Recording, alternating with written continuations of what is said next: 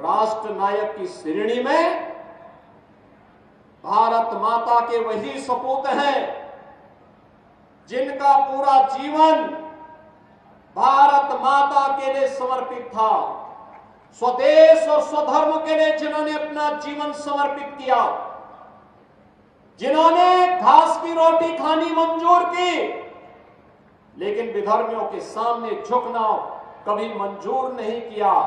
उन राष्ट्र नायकों में महाराणा प्रताप का नाम आता है, छत्रपति शिवाजी महाराज का नाम आता है, गुरु गोविंद सिंह जी महाराज का नाम आता है। बहनों और भाइयों, स्वतंत्र भारत में इन राष्ट्र नायकों का आदर्श हम सबकी एक प्रेरणा है और वही प्रेरणा के बल पर हम लोग कुछ कर पाते हैं। और इसीलिए हम कहना चाहते हैं बहनों और भाइयों, इन राष्ट्र नायकों का सम्मान हर हाल में होना चाहिए। जो लोग इन राष्ट्र नायकों को सम्मान नहीं दे सकते वे किसी मानसिक विकृति के शिकार हैं और उनके उपचार की आवश्यकता है, उनको व्यापक उपचार की आवश्यकता है, क्योंकि राष्ट्र नायकों का सम्मान के बगैर वर्तमान पीढ़ी आगे नहीं बढ़ सकती, उनको एक नई प्रेरणा प्राप्त नहीं हो सकती।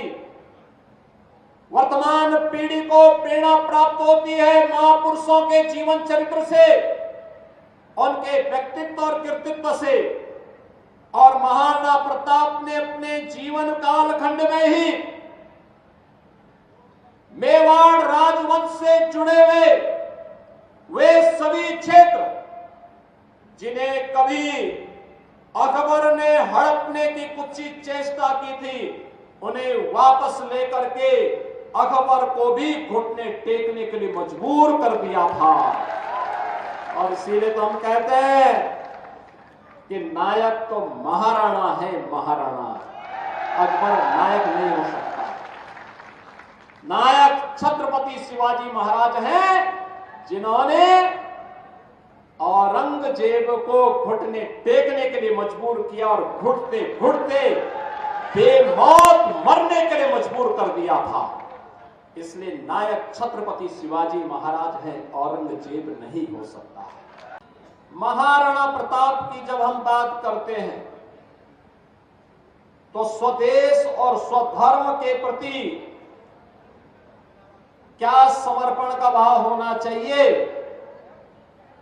इसका उदाहरण मध्यकाल में महाराणा प्रताप के व्यक्तित्व से और उनके कृतित्व से हमें प्राप्त होता है। याद करिए, तनिक स्वार्थ के लिए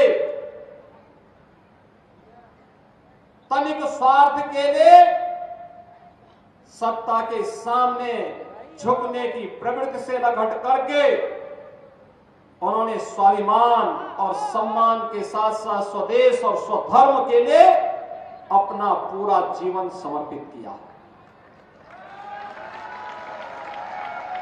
वे चित्तौड़ के उस इतिहास प्रसिद्ध वंश में पैदा हुए, जिस इतिहास प्रसिद्ध वंश ने देश के अंदर महाराणा सांगा जैसा प्रतापी राजा दिया था। महाराणा सांगा के बारे में कहते हैं कि उनके शरीर में युद्ध भारत के लिए विधर्मियों से लड़ते हुए इतने घाव थे कि उनकी गिनती करना भी कठिन था, लेकिन तब भी उन्होंने भारत के सनातन धर्म की ध्वजा पताका को और भारत के स्वाभिमान को विधर्मियों के सामने कभी झुकने नहीं दिया था। महाराणा सांगा के समय में भारत का इतिहास बताता है भारत की सीमाएं ईरान तक पहुंच चुकी थी। और बहनों और भाइयों, महाराणा सांगा के बाद स्थितियां परिवर्तित हुई। एक समय ऐसा भी आ गया था जब महाराणा प्रताप को गद्दी मिली थी, तब ज्यादातर भूभाग महाराणा प्रताप का जन्म 1940 में कुंभलगढ़ में होता है। चित्तौड़गढ़ का मुख्य भूभाग से उन्हें हटना पड़ा था, उनके पहले से ही उनको उससे संबंध समाप्त हो चुका था। लेकिन मात्र 28 वर्ष की उम्र में पहला युद्ध उनको लड़ना पड़ा था।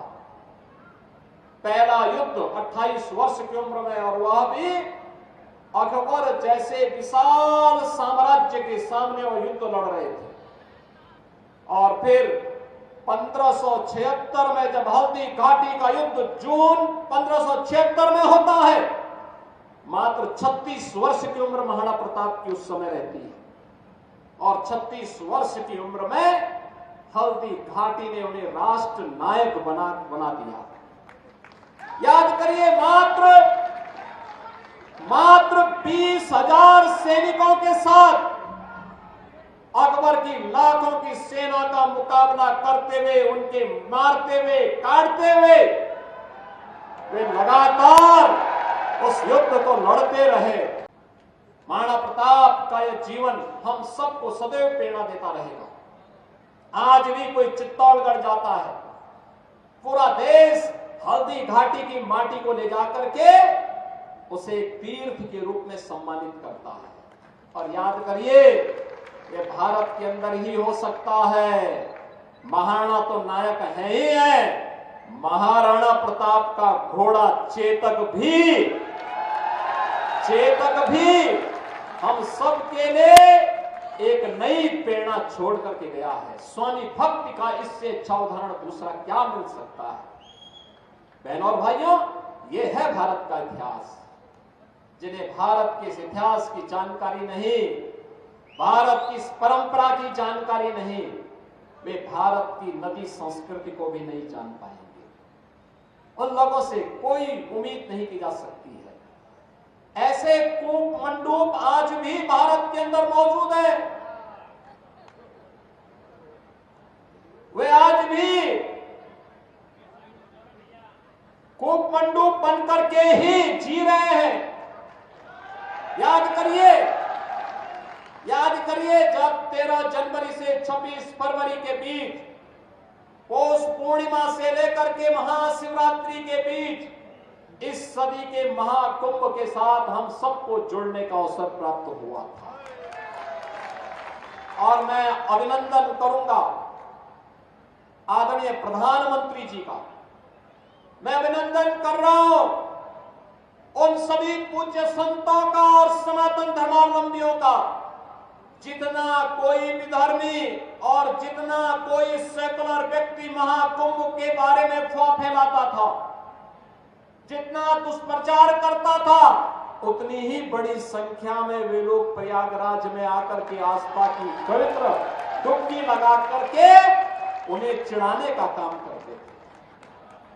जो कोई बोलता था कि वहां गंदगी है, तो जनता जनार्दन की ओर से, सनातन धर्मावलंबियों की ओर से आता था कि वे मूर्ख, तुझे नहीं मालूम तो बहता पानी और रमता जोगी कभी गंदा नहीं होता है, कभी अशुद्ध नहीं होता है।